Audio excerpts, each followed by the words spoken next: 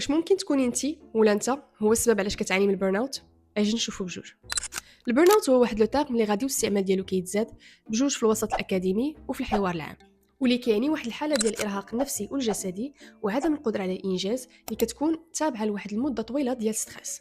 في الكتاب ديالو The Burnout Society الفيلسوف الكوري بيول تشونغ هان كيشرح علاش الخدمه ولات مصدر كبير ديال العناء بالنسبه لبزاف ديال الناس، وكيفاش الانسان المعاصر ديفلوبا واحد الحاجه ملحه انه ديما يكون productive. كيقول هان بلي ولينا كنرهقوا راسنا بالعمل المستمر بلا ما يبزز علينا شي واحد حتى كنوصلوا راسنا للبيرن اوت، بحال الا قلتي ولينا our own toxic managers. Anyway, I'm having my teeth whitened on Tuesday, So you're gonna have to get all your work done by Monday, which means you're probably gonna have to be here all weekend. Look, بالنسبة لهان حنا انتقلنا من disciplinary societies ل achievement societies، من مجتمع تأديبي لمجتمع الإنجاز. وهنا كينطلق من ليدة ديال فوكو اللي كتوصف المجتمع التأديبي على أنه كيعتمد على مجموعة ديال المؤسسات بحال الدولة، المدرسة، السجون etc. باش يدرب، يراقب وينورماليزي الناس اللي في داك المجتمع. يعني كتولي انت a normalized social subject، منمط بالعربية I think. ملمط. disciplinary societies معروفين بالسلبية والتحريم، يعني كيتقال لنا شنو ممكن نديرو وشنو اللي ممنوع نديرو.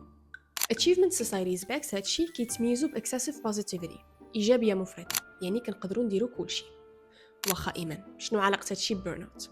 أنا جايك في الهضرة. الإنسان ولا عايش في واحد العالم فين ديما كيشوف راسو بحال شي بروجي اللي ديما خاصو يطورو ويخدم عليه. ما بقى والو دابا ونبداو نسمعوا شنو هما الانجازات اللي درتي في 2025، واش وجدتي نيو ييرز ريزولوشن، شنو هما لي بلان ديالك العام الجاي، بلا بلا بلا. هادشي كيسميه هان اورو اكسبلويتيشن اولا الاستغلال الذاتي، اللي كيكون مخبي مورا واحد الماسك ديال البوزيتيفيتي. انت كتقول انا غادي نخدم على راسي وما غادي نرتاح حتى نوصل للاهداف والطموح ديالي، ولكن في الحقيقه انت كترهق راسك حتى كتوصل لدرجه الانهيار. ودابا غادي تسمحوا لي حيت لوكي بغى يتعشى.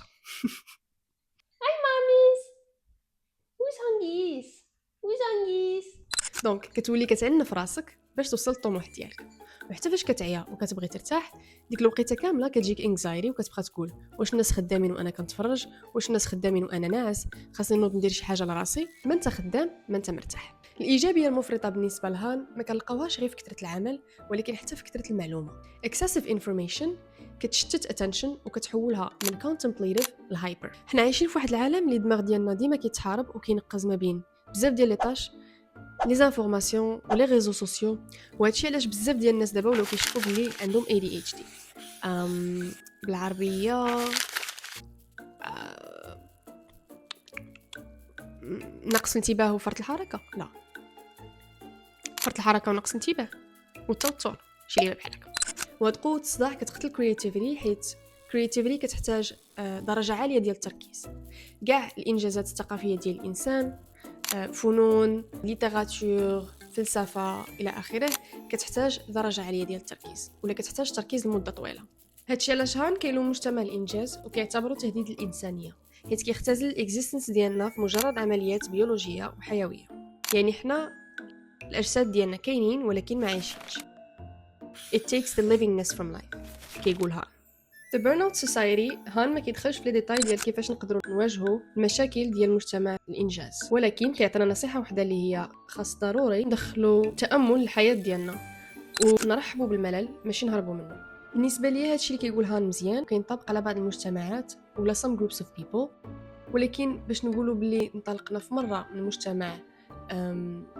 مجتمع تأديبي لمجتمع الانجاز حيت ولينا حرين نديروا اللي بغينا، جاتني شويه تو جنرالايزد وقدت نطبق اكثر على العالم الغربي ماشي العالم كامل. الكاتب واخا كوري في الاصل ساكن في برلين المانيا، كنظن بان الاوبزرفيشنز ديالو جاو من المجتمع اللي ساكن فيه وما يمكنش نطبقوهم على العالم كامل. ولكن هادشي ما كيمنعش بانه بعض الافكار ديالو كيبقاو فاليد، وانه اي حاجه كيف ما بغات تكون الا كثرت بزاف ولات اكثر من القياس كيولي فيها الضرر. وهذه هي لا فيديو ديال اليوم، كنتمنى تكون عجباتكم وقولوا لنا في لي كومونتير كي جاوكم الافكار ديال هان واش ممكن نطبقوهم ولا البعض منهم على المجتمع المغربي. وإلا بغيتوا تقراو كتاب خلينا لكم لينك في الديسكريبسيون. It's a free PDF إلا بغيتوا تستافدوا كتاب. Okay, thank you and see you in the next one.